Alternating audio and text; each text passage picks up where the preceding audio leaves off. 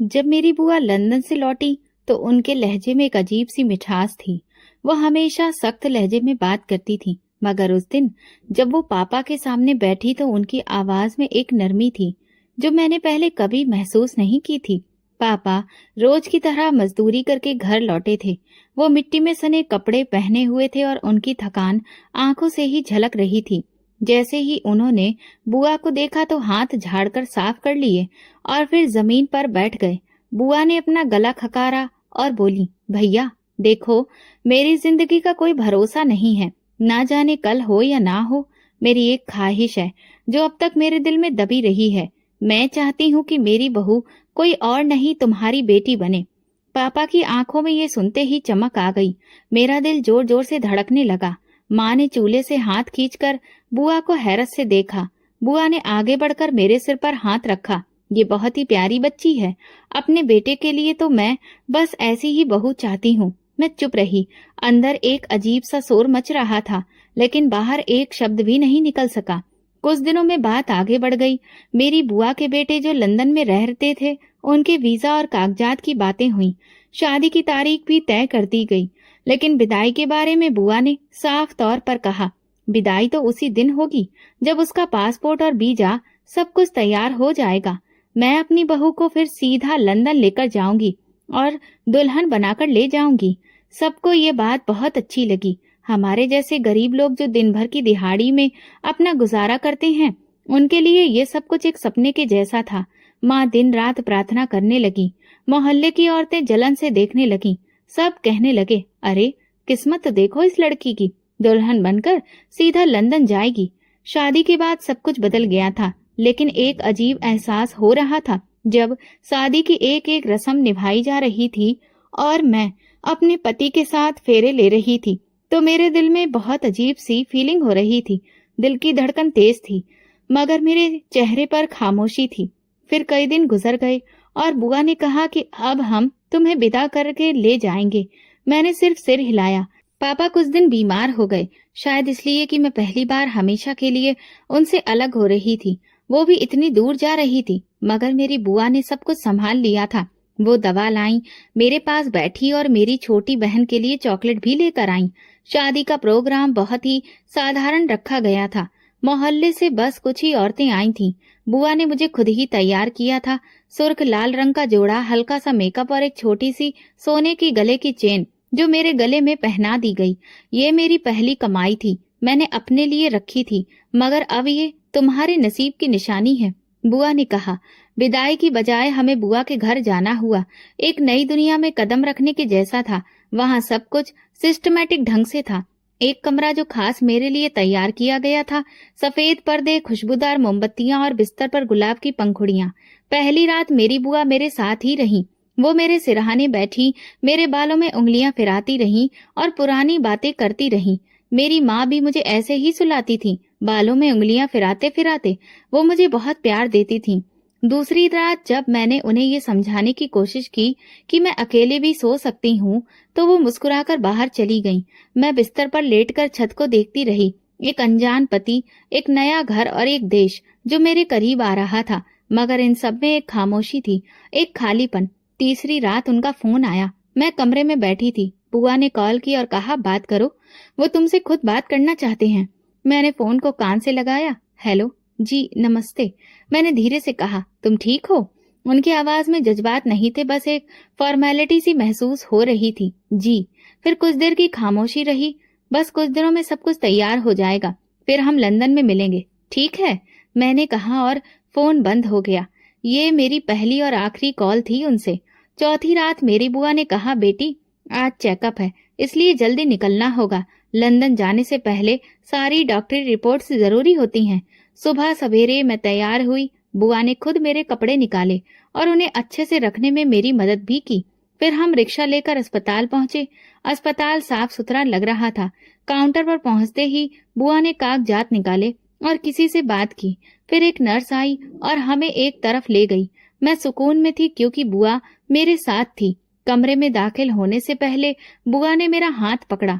बस कुछ टेस्ट होंगे जो हमेशा ही होते आ रहे हैं, घबराना मत। कमरे के अंदर डॉक्टर पहले से मौजूद था। एक ठीक ठाक उम्र का आदमी, चश्मा लगाए, सफेद कोट पहने और चेहरे पर हल्की सी मुस्कान। बुआ ने डॉक्टर के कान के पास जाकर कुछ कहा जो मैं सुन नहीं सकी। डॉक्टर ने सिर हिलाया और फिर मेरी तरफ देखकर बोला, यहाँ बैठ जाइए। मैं सोफे पर बैठ गई। उसने मेरा ब्लड प्रेशर चेक किया और कुछ सवाल पूछे।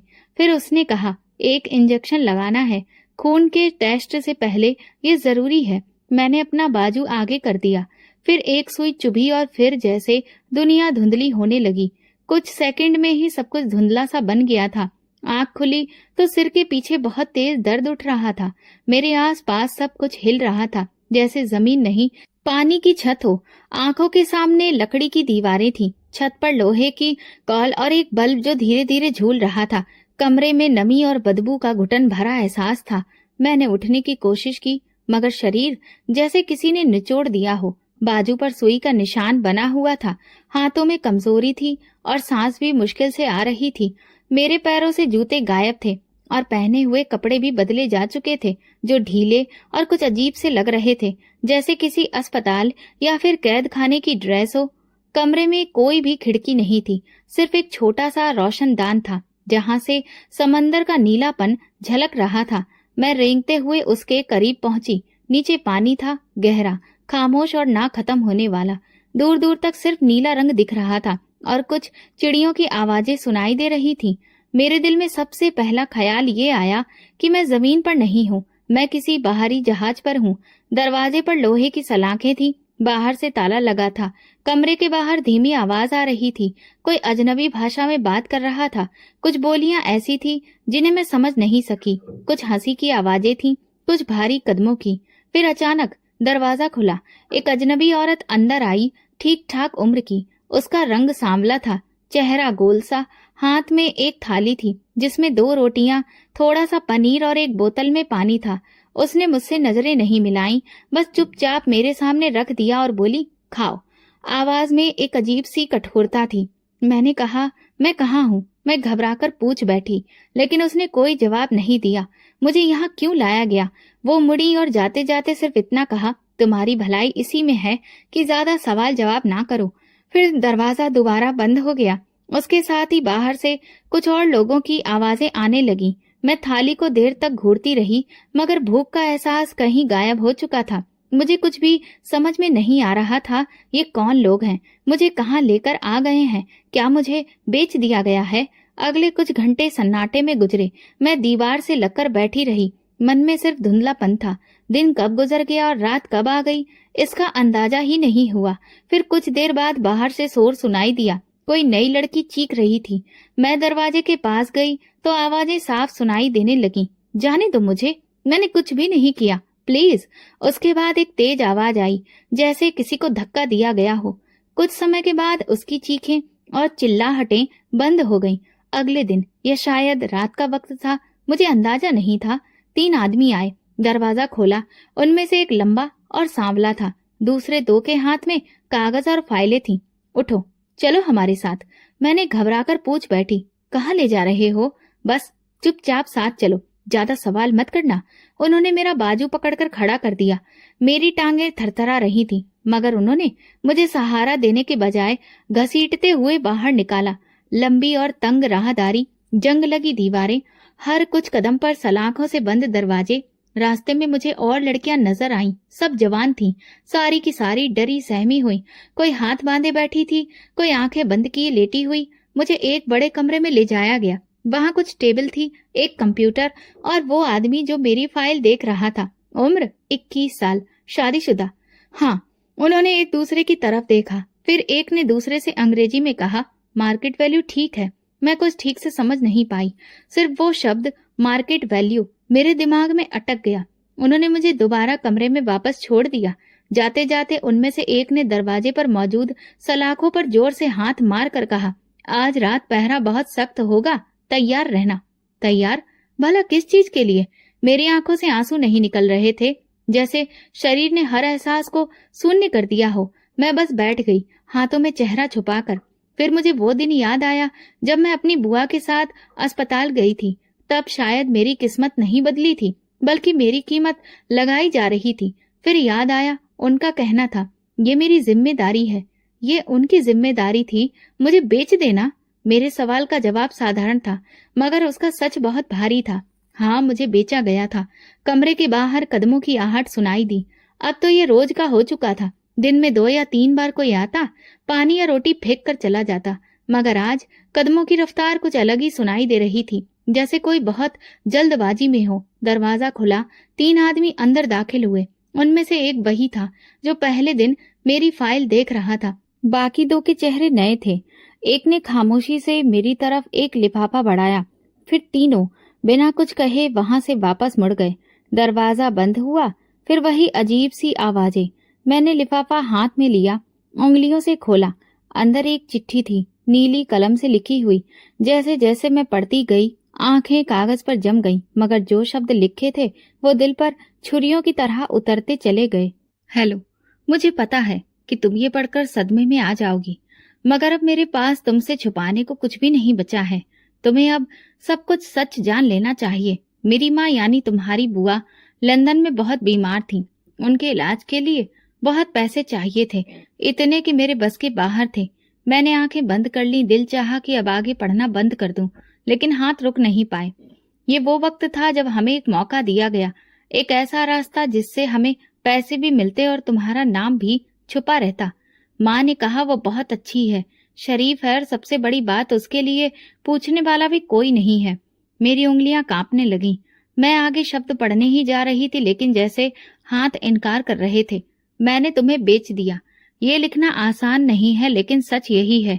मैंने तलाक के कागजों पर दस्तखत कर दिए हैं और तुम्हें भेज दिया है। अब तुम आजाद हो। इस कैद में अब तुम्हें कोई नहीं पहचानेगा। तुम्हारी कीमत लगी और बहुत अच्छी लगी। ये जुमला आखिरी कतरा था। बस थैंक यू कहना था तुमने। मेरी माँ की जान बचा ली। तुम्हें शायद मुझसे नफरत हो रही होगी, मगर सच कहूं, मुझे तुमसे कभी मोहब्बत नहीं हुई थी। तुम सिर्फ एक समाधान थी, एक सौदा। चिट्ठी मेरे हाथ से छूटकर जमीन पर गिर गई। मैं देर तक दीवार से टिककर बैठी रही। बाहर समंदर की आवाज आ रही थी, जैसे वो भी मेरे हाल पर मातम कर रहा हो। कमरे की हवा कुछ भारी हो गई थी। रोशनदान से आने वाली रोशनी भी अब धीमी पड़ चुकी थी। वो चिट्ठी जो मेरे हाथ में थी अब एक रसीद लग रही थी, मेरी बर्बादी की कानूनी रसीद। रात गए किसी ने दरवाजे पर दस्तक दी। मैंने कोई जवाब नहीं दिया। फिर दरवाजा खुला, एक लड़की अंदर दाखिल हुई। वो शक्ल से बंगाली लगती थी, बाल उलझे हुए, कपड़े भी अजीब से। तुमको भी चिट्ठी दी गई? उसने पूछा। मैंने सर हिला दिया। मेरे पति ने तो वीडियो भेजा था, उसमें वो हंस रहा था, कह रहा था बचपन की दोस्ती का कर्ज उतारा है, तुझे बेचकर अपना वादा पूरा किया है। वो हंसने लगी, बेआवाज, जैसे हंसी नहीं पागलपन हो। मैंने उससे पूछा, ये सब कब तक चलेगा? वो बोली, जब तक हम बिकने के काबिल हैं, फिर हमें फेंक दिया जाएगा। अगले 3 दिन में लड़कियों को ले जाया गया। एक लड़की ने विरोध करने की कोशिश की तो उसके मुंह पर थप्पड़ों की बारिश हो गई। उसे घसीट कर ले जाया गया। बाकी सब पत्थर बनी बैठी रहीं, जैसे हर किसी को अपनी बारी का इंतजार हो। दोपहर के वक्त दरवाजे के नीचे से एक नई चप्पल फेंकी गई। उस पर मेरा नाम लिखा था, साथ में एक यूनिट नंबर भी। मैंने चप्पल नहीं पहनी। मुझे सिर्फ अपना नाम देखकर ये एहसास हुआ कि अब मैं कोई इंसान नहीं, सिर्फ एक यूनिट हूँ। शाम को एक आदमी आया, सफेद वर्दी में, हाथ में फाइल। उसने कहा, तैयारी रखो, कल सुबह तुम्हें शिफ्ट करना है। कहाँ? मैंने पूछा। वहीं जहाँ तुम्हारी कीमत के मुताबिक जगह होगी। फिर वो चला गया। सुबह होने से पहले ही मुझे जगह दिया गया। 2 मर्द कमरे में आए। एक के हाथ में वर्दी जैसे कपड़े थे, दूसरे के हाथ में छोटा सा बैग। उन्होंने कहा, ये लो, पहन लो। कोई सवाल नहीं। वो दरवाजे पर इस तरह खड़े हो गए जैसे अगर मैं मना करूं तो जबरदस्ती करेंगे। मैं खामोशी से वो ड्रेस पहन ली। सर पर नकाब डाला गया जो आधे चेहरे को ढक रहा था। बैग में मेरे वही पुराने कपड़े थे जो शायद पहले दिन बदल दिए गए थे, एक कोने में दबे हुए, जैसे मेरा अतीत अब एक बोझ हो गया हो। कुछ ही देर के बाद मुझे एक कश्ती में बिठाया गया। 3 और लड़कियां साथ में थीं। सब चुपचाप। कश्ती कुछ घंटे चली, फिर एक बंदरगाह पर उतारा गया। वहां पहले से एक वैन मौजूद थी। दुबई की सड़कों पर वो वैन चलती रही। खिड़की से बाहर देखने की हमें इजाजत नहीं थी। वैन में एक और औरत भी थी जो बार बार कह रही थी, चुप रहना, यहाँ कोई सवाल नहीं करना। कई घंटे बाद एक बड़ी सी इमारत के सामने गाड़ी रुकी। बाहर से आम सा होटल लगता था, मगर अंदर एक और ही दुनिया थी। स्वर्ग जैसा कालीन, शीशे की लिफ्ट, चमकते हुए फर्श और एंट्रेंस पर 3 अलग अलग भाषा बोलने वाले लोग। हमें पीछे के दरवाजे से ऊपर ले जाया गया। एक लंबा रास्ता जहाँ दरवाजों पर नंबर लिखे थे, मगर कोई नाम नहीं। मुझे कमरा नंबर 408 दिया गया। कमरा साफ सुथरा था, लेकिन बेरंग। एक बेड, एक कुर्सी, एक अलमारी। दीवार पर एक कैमरा लगा हुआ था, बिल्कुल कोने में। ये क्या है? मैंने दरवाजा बंद करने वाले से पूछा। सिक्योरिटी, यहाँ हर चीज की मॉनिटरिंग होती है। फिर वो हंसकर बोला, जैसे तुम्हारे सुलूक की। फिर दरवाजा बंद किया और चटकनी लगा दी। शाम तक कोई नहीं आया। फिर अचानक इंटरकॉम बजा। एक आवाज आई, कमरा नंबर 408 तैयार रहो, विजिटर आ रहा है। मैं चौंक गई। विजिटर? किस लिए? थोड़ी देर बाद दरवाजा खुला। एक अरब शख्स अंदर आया। उम्र करीब 40, सफेद कपड़े, सोने की अंगूठियां और एक महंगा सा परफ्यूम। एक लम्हे के लिए वो रुका, मुझे सर से पांव तक देखा, फिर बोला, इसे मेरे कमरे में भेजो। फिर वो मुड़ा और बाहर चला गया। गार्ड ने एक दूसरे की तरफ देखा। फिर एक ने मुझसे कहा, चलो, ज्यादा वक्त बर्बाद मत करो। मैंने कदम पीछे खींचे। कहाँ? क्यों? यहाँ क्यों? इजाजत नहीं है यहाँ पर। इनकार की। तुम्हें वहीं जाना है जहाँ बुलाया जाएगा। मैंने सिर्फ एक शब्द कहा, नहीं। गार्ड आगे बढ़ा, मेरा बाजू पकड़ा और कहा, समझदारी इसी में है कि चुपचाप साथ चलो। अगर शोर किया तो अगली फ्लाइट में बांग्लादेश भेज दी जाओगी। मैं मजबूर होकर उसके साथ चलने लगी। वो मुझे होटल के एक और फ्लोर पर ले गया, जहाँ पर दरवाजे की पट्टी पर लिखा था VIP स्वीट। दरवाजा खुला, मैं अंदर दाखिल हुई। वही अब आदमी सोफे पर बैठा था, एक हाथ में सिगार, दूसरे में मोबाइल। मेरी तरफ देखे बिना बोला, तुम भारत से हो? मैंने सिर हिलाया। आवाज नहीं निकली। चलो अच्छा है, पर सुकून और खामोश। मुझे खामोश लड़कियां पसंद हैं। फिर उसने घंटी बजाई। एक नौकर आया और उसने अरबी में कुछ कहा। नौकर मेरे लिए एक ड्रिंक ले आया, शायद जूस। पियो, तुम्हारा दिन लंबा गुजरा है। मैंने गिलास हाथ में लिया, मगर पिया नहीं। शेख ने हंसते हुए कहा, पहली बार हो, कोई बात नहीं, तुम्हें आदत हो जाएगी। मैंने उस दौरान सिर्फ एक काम किया, गिलास जमीन पर फेंक दिया। मैं कोई चीज नहीं हूँ जिसे आदत बना लिया जाए। शेख खड़ा हुआ और गार्ड को बुलाया, इसे नीचे वापस लेकर जाओ, यह अभी तैयार नहीं है। मुझे दोबारा कमरा नंबर 408 में वापस लाया गया और दरवाजा बंद कर दिया गया। अगले दिन एक और लड़की आई, वो भी भारतीय थी। हमने कुछ देर खामोशी में वक्त गुजारा। फिर वो बोली, यहाँ रहना है तो समझौता करना पड़ेगा। जिसने मुंह खोला वो अगले जहाज में होती है, पता भी नहीं चलता कहाँ गई। मैंने पूछा, कोई बचा है यहाँ से? सुना है एक लड़की दुबई पुलिस तक पहुंच गई थी, मगर उसके बाद वही पुलिस वाले गायब कर दिए गए। हमने खिड़की से बाहर देखा।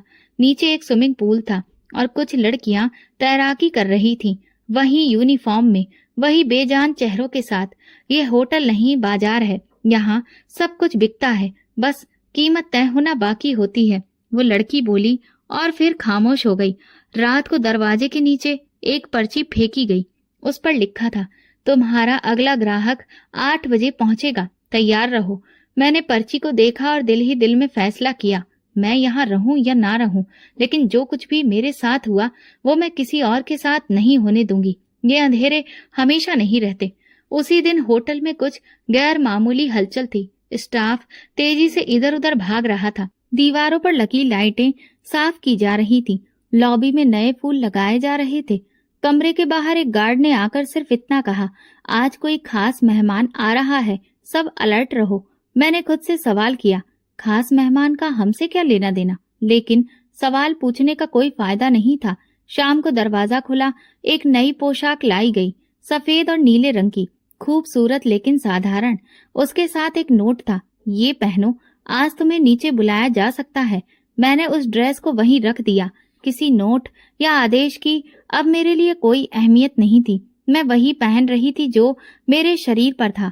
8 बजे के करीब इंटरकॉम बजा, कमरा नंबर 408 तैयार हो जाओ, विजिटर तुम्हें देखना चाहता है। मैंने कुछ नहीं कहा, खामोशी से दरवाजे के सामने खड़ी हो गई। दरवाजा खुला। गार्ड ने मुझे नीचे ले जाने का इशारा किया। मैं उनके साथ लिफ्ट में सवार हुई।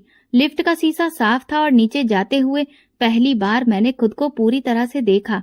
सूखा हुआ चेहरा, आंखों के नीचे हल्के काले घेरे, और वो चेहरा जो अब अपना नहीं लगता था। लॉबी में पहुंचे तो वहां काफी लोग थे। सबकी नजरें व्यस्त, कोई किसी से बात कर रहा था, कोई लैपटॉप पर झुका हुआ था। उन सब में एक लड़का बिल्कुल अलग खड़ा था। ऊंचा कद, बादामी रंग, काले कपड़े और हाथ में एक फाइल। जैसे ही उसने मेरी तरफ देखा तुरंत सन्न रह गया। उसके हाथ से फाइल नीचे गिर गई और आंखें मुझ पर जम गईं। गार्ड ने इशारा किया, यही है, देख लो। वो मेरे पास आया, बहुत धीरे से, जैसे किसी सपने की तरफ बढ़ रहा हो। ये तुम हो? उसने धीरे से कहा, जैसे खुद से पूछ रहा हो। मैंने कुछ नहीं कहा, बस नजरें झुका ली। मेरा नाम रोहन है, वो बोला। मैं दुबई में एक टेक्सटाइल बिजनेस का मालिक हूँ। मैं यहाँ किसी और काम से आया था, मगर जैसे ही तुम्हें देखा वो रुक गया। फिर जेब से तस्वीर का एक फ्रेम निकाला और मेरे सामने रखा। ये देखो। तस्वीर में एक लड़की बच्चों के साथ खेल रही थी। कपड़े मिट्टी से सने हुए थे, हंसती हुई, बाल बिखरे हुए, और वो चेहरा वही मेरा चेहरा था। ये तस्वीर 2 साल पहले इंडिया के एक गांव में ली गई थी। वहां मैं बिजनेस के सिलसिले में गया था। तब मैंने ये तस्वीर ऐसे ही ले ली थी, लेकिन बाद में ये मेरी हर फाइल, हर लैपटॉप, हर एल्बम का हिस्सा बन गई। मैंने तस्वीर को ध्यान से देखा और जैसे याद आया वो दिन जब मैं बच्चों को खेलना सिखा रही थी। तब जिंदगी साधारण थी, भले ही मुश्किल थी, मगर आजादी थी। मैंने कभी सोचा नहीं था कि वही चेहरा एक दिन यहाँ इस हालत में, इस जगह पर देखूंगा। फिर उसने इधर उधर देखा और धीरे से आवाज में बोला, यहाँ सब ठीक नहीं है, मुझे मालूम है, मगर मुझे ये भी मालूम है कि अगर मैं कुछ ना करूं तो शायद तुम कल तक यहाँ ना रहो। मैंने पहली बार उसकी आंखों में देखा। वहां खौफ भी था, हमदर्दी भी, और कुछ और। शायद वही एहसास जो बरसों पहले मेरे बाप की आंखों में होता था, जब वो काम से आकर मुझे अपनी गोद में बिठाता था। तुम कुछ नहीं कर सकते, मैं धीरे से बोली। ये जगह सिर्फ शरीर मांगती है, आवाज नहीं सुनती। मैं कुछ ना कुछ जरूर करूंगा, उसने अटल लहजे में कहा। मुझे पता है यहाँ और भी लड़कियां हैं। मैं पुलिस से बात करूंगा, मीडिया में आवाज उठाऊंगा। तुम बस हिम्मत मत हारना। उसी पल एक गार्ड पास में आया। वक्त पूरा हो गया है, चलिए। रोहन ने तुरंत एक कार्ड मेरी तरफ बढ़ाया। इस पर मेरा नंबर है, जैसे ही मौका मिले फोन करना या कोई मैसेज भेजना। अगर कुछ ना कर सको तो किसी को ये दे देना, मैं समझ जाऊंगा। मैंने कार्ड ले लिया और बगैर कुछ कहे दोबारा लिफ्ट में चढ़ गई। ऊपर पहुंचकर जब दरवाजा बंद हुआ तो मैं कार्ड को देखती रही। Rohan Khanna, director, Raman textile, UAE. ये कोई सपना नहीं था। पहली बार ऐसा लगा कि शायद कोई बाहर वाकई मेरी हालत को समझ पाया है। उस रात सोने से पहले मैंने वो कार्ड अपने तकिए के नीचे रख दिया और बरसों बाद पहली बार दिल से एक सच्ची प्रार्थना निकली। अगले दिन वो दोबारा आया, मगर इस बार ना किसी विजिटर कार्ड के साथ, ना गार्ड के साथ। एक नौकर ने मेरे दरवाजे पर दस्तक दी। नीचे जाना है, मेहमान आए हैं। दिल में हल्की सी उम्मीद जगी। मैंने धीरे से कार्ड जेब में रखा और गार्ड के साथ नीचे चली गई। लॉबी में पहुंचकर देखा वो वहीं खड़ा था, रोहन।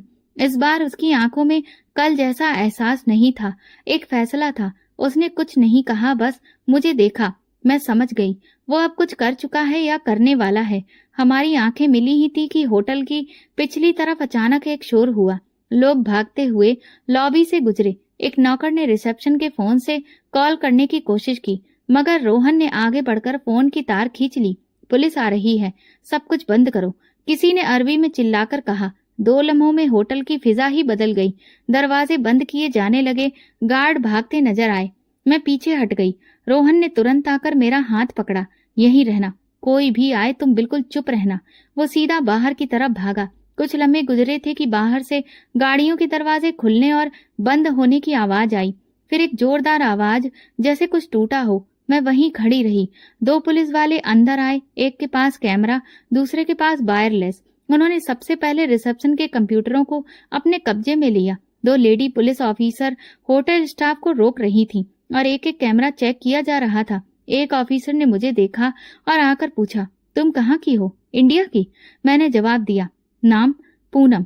उन्होंने मेरी तरफ तस्वीर ली और एक लेडी ऑफिसर को आवाज दी, इसे ऊपर ले जाओ, बाकी लड़कियों को भी निकालो। जब हम ऊपर पहुंचे तो कमरा नंबर 405, 406, 409, 410 खोले जा चुके थे। हर कमरे से एक लड़की निकली, सबकी हालत कमजोर, आंखों में नींद और डर। कमरा नंबर 412 बंद था। दरवाजा खोला गया तो अंदर कोई नहीं था, सिर्फ एक बेड और एक खाली बोतल। एक अफसर ने सर हिलाया, ये जा चुकी है, शायद सुबह ही। कुछ देर में हम 7 लड़कियां नीचे मौजूद थीं। पुलिस ने सबकी फाइलें निकलवाईं और हमें अलग गाड़ी में बिठा दिया गया। मैंने रोहन को देखा, वो बाहर खड़ा था, मोबाइल पर किसी से बात कर रहा था। उसने मेरी तरफ देखा और होठों से बस इतना कहा, तुम सुरक्षित हो। जब गाड़ी पुलिस स्टेशन पहुंची तो वहां पहले से 2 औरतें मौजूद थीं। हमें एक एक करके अंदर बुलाया गया। मेरे कमरे में एक टेबल, एक ऑफिसर और एक औरत बैठी थी। क्या तुम्हें यहाँ जबरदस्ती रखा गया था? ऑफिसर ने पूछा। जी, मुझे धोखे से यहाँ लाया गया था। क्या तुम्हें खरीदा गया था? मैंने सर झुकाकर कहा, हाँ। उन्होंने मेरे बयान को लिखा, कुछ तस्वीरें दिखाई जिनमें कुछ आदमी वही थे जो कमरों में आते थे। मैंने पहचान की और दस्तखत किए। एक और लड़की आई, शायद नेपाली। वो बोली, मेरी बहन भी साथ थी, मगर उसे पिछले हफ्ते कहीं ले गए। उसके बाद से उसकी कोई खबर नहीं है। हमें एक कांस्टेबल के हवाले किया गया, जहां कुछ दिनों के लिए हमें सही सलामत रखा जाना था। हम जिस जगह पहुंचे वहां एक बड़े हॉल में हमें एक साथ रखा गया। एक सामाजिक कार्यकर्ता आई और बोली, आप सब में से जो भी अपने देश वापस लौटना चाहते हैं उनके लिए हम ठीक ठाक बंदोबस्त करेंगे, और जो कानूनी कार्रवाई करना चाहता है वो भी मुमकिन है। रात को हम 3 लड़कियां बिस्तर पर लेटी रहीं, खामोश। बाकी 4 को कहीं और भेजा जा चुका था। शायद उनके केस ज्यादा गंभीर थे, या शायद उनके पास कोई पहचान नहीं थी। मैंने रोहन का कार्ड अभी भी संभाल कर रखा था। अगले दिन उसने कांस्टेबल को कॉल किया। मैं उस लड़की से मिलना चाहता हूँ जिसे कल होटल से रेस्क्यू किया गया था। कांस्टेबल ने वक्त दिया और वो आया। उसने कहा, मैं तुम्हें यहाँ नहीं छोड़ सकता, मेरे घर में जगह है। मेरी माँ चाहती है कि तुम कुछ दिन हमारे साथ रहो। मैंने इनकार नहीं किया। किसी के साथ चलना भी एक रिस्क था, लेकिन उसने जो भी किया था उस पर अब मुझे शक नहीं रहा। 3 दिन बाद मैं उसके साथ उसके घर गई, और जब पहली बार किसी दरवाजे पर कदम रखा तो किसी ने कहा, बेटी अंदर आओ, तुम हमारे लिए अमानत हो, बोझ नहीं। वो पहली शाम थी जिसमें अंधेरा नहीं था। जब मैं उसके साथ घर में दाखिल हुई तो पहली चीज जो महसूस हुई वो खामोशी थी। लेकिन ये खामोशी वैसी नहीं थी जो पिछले कमरों में होती थी। यहाँ दरवाजे पर एक छोटा सा मंदिर रखा देखा था, दीवार पर माँ बाप की पुरानी तस्वीरें और आंगन में लगे फूल जो हवा के साथ हिल रहे थे। उसने धीरे से कहा, माँ, ये वही है। वो आ गई। एक 50 से 55 साल की औरत किचन से बाहर आई, हाथ में आटे की महक और आंखों में वो रोशनी जो मन की होती है। उन्होंने मेरे चेहरे पर नजरें टिकाई और कुछ देर खामोशी से देखती रही। फिर आगे बढ़कर मेरे सिर पर हाथ रखा, उंगलियां बालों में फेरी और बोली, बेटा अंदर आ जाओ, बाहर धूप में क्यों खड़ी हो? मैंने एक कदम अंदर रखा और उनका हाथ पकड़ा। हाथ में गर्मी थी और दिल में एक अजनबी सा डर, लेकिन उनकी उंगलियों ने जैसे वो डर खींचकर बाहर निकाल दिया हो। कमरा छोटा मगर साफ था। एक सिंगल बेड, एक लकड़ी की अलमारी और खिड़की जिससे सूरज की रोशनी अंदर आ रही थी। ये कमरा तुम्हारा है, जब तक चाहो यहाँ रह सकती हो, रोहन ने सामान एक तरफ रखते हुए कहा। तुम्हें यहाँ पूरी तरह से सुकून और आराम मिलेगा। मेरे पापा की यादें इस घर में हैं और हम चाहते हैं कि इस घर में अब सिर्फ अच्छाई हो। उसकी माँ मेरे पास बैठी, मेरे हाथ पकड़े और खामोशी से चेहरा देखती रही, जैसे कुछ जानने की कोशिश कर रही हो, बिना पूछे। उनकी आंखों में वो सवाल नहीं थे जो बाकियों की नजरों में होते हैं, बस एक इच्छा थी कि मैं खुद को सुरक्षित महसूस करूं। बेटा, तुम खाना खाओगी? मैं दाल चावल बना रही थी। उन्होंने पूछा। मैंने हाँ में सिर हिलाया, आवाज नहीं निकली। फिर वो किचन की तरफ चली गई। रोहन खड़ा रहा, फिर धीरे से बोला, कभी कभार इंसान को आवाज नहीं, मलहम चाहिए होता है। मैं जानता हूँ तुम कुछ कहना नहीं चाहती, बस संभलना चाहती हो। ये काफी है अभी। मैं बेड पर बैठ गई और खिड़की के बाहर देखा। नीचे सड़क थी, आम सी। बच्चे खेल रहे थे। एक औरत सब्जी वाले से भाव तोल रही थी। एक बिल्ली गली के नुक्कड़ पर बैठी थी। ये सब कुछ आम लग रहा था, लेकिन मेरे लिए बहुत अलग था। कुछ देर बाद उनकी माँ ने खाना ट्रे में रखकर अंदर भेजा। बेटा, अपने हाथ से खाओ और पेट भर के खाओ, हम तुम्हें अपनी बेटी समझते हैं। मैंने निवाला मुंह में रखा, लेकिन आंखों से आंसू बहने लगे। ये पहली बार था जब मुझे बिना किसी कीमत के कुछ मिला था। मैंने खुद से कहा। उनकी माँ मेरे पास आई, मेरा सिर अपनी गोद में रखा और बस इतना कहा, बेटा, भगवान किसी को भी आजमाता है, लेकिन उसका रहम बड़ी चीज है। तुम यहाँ हो, ये उसी की निशानी है। अगले दिन रोहन ने कुछ फाइलें मेरे सामने रखी। ये तुम्हारे दस्तावेज हैं जो हमने पुलिस से लिए थे।